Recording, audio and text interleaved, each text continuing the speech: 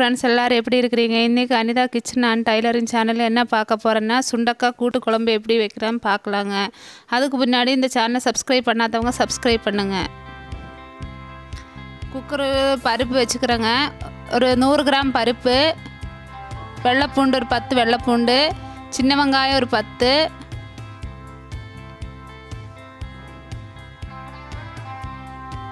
தக்காளி ஒரு 2 தக்காளிங்க,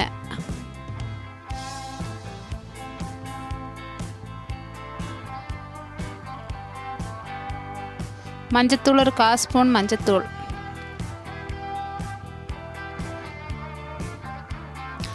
மூடி வச்சு நல்லா குழைய வேக விட்டுடலாங்க.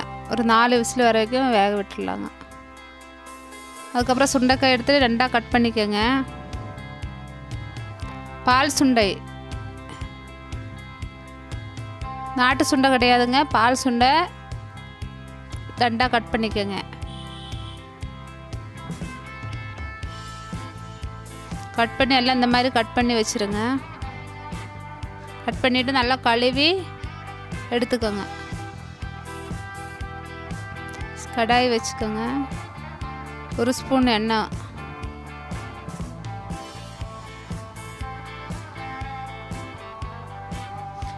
ஒரு ஸ்பூன் எண்ணெய் ஊற்றி சுண்டைக்காய் நல்லா வதக்கி எடுத்துக்கலாங்க.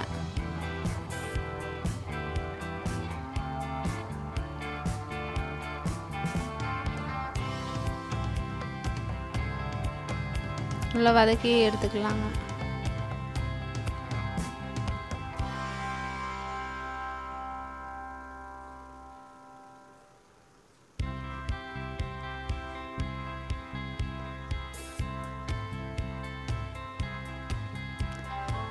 நல்லா வதக்கி எடுத்துக்கோங்க. அதுக்கப்புறம் ஒரு வேறு கடாய் வச்சுக்கோங்க. ஒரு 2 ஸ்பூன் எண்ணெய் ஊற்றிக்கலாங்க.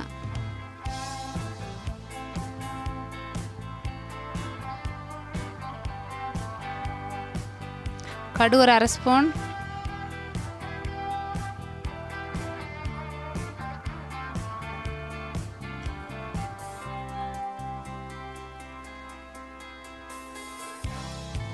சீரகம் 1/2 ஸ்பூன்,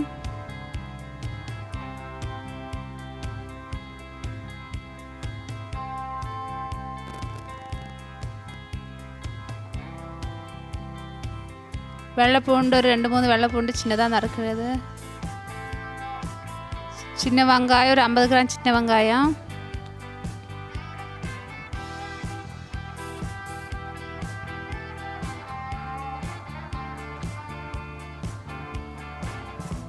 ரெண்டு 3 மிளகா வத்தல்,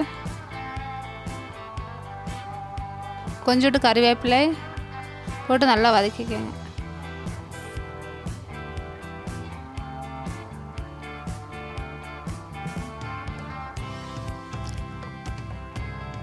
ஒரு 1/4 ஸ்பூன் பெருங்காயத்தூள்,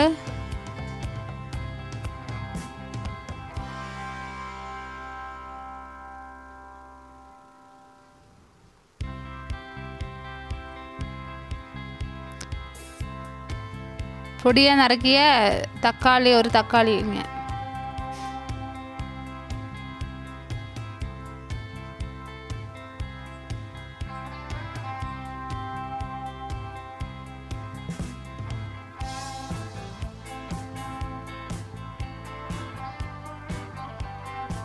மஞ்சத்தூள் ஒரு 1/4 ஸ்பூனு, சாம்பார் பொடி 2 ஸ்பூனுங்க. நல்லா வதக்குனதுக்கப்புறம்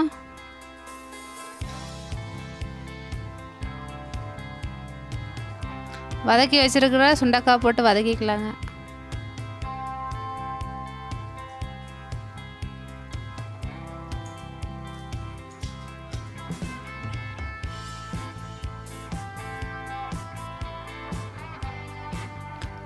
நெல்லிக்காய் அளவுக்கு புளி எடுத்து கரைச்சி வச்சது,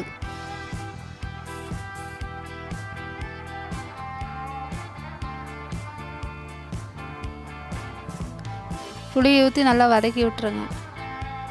தேவையான அளவு உப்பு,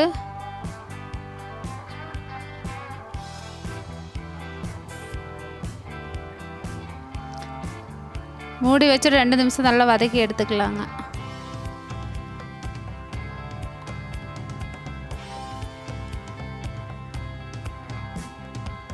நல்லா கலர் விட்டதுக்கப்புறம்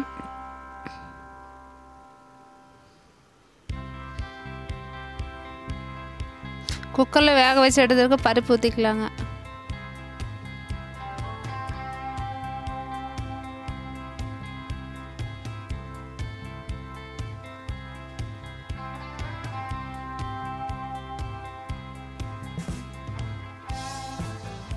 கொஞ்சம் தண்ணி ஊற்றி நல்லா கொதிக்க வச்சு எடுத்துக்கலாங்க.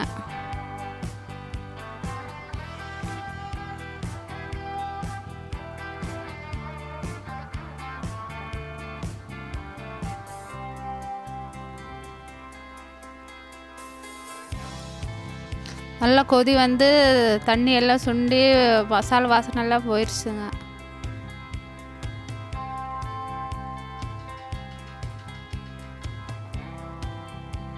கொத்தமல்லி தூவி இறக்கி வச்சுக்கலாங்க.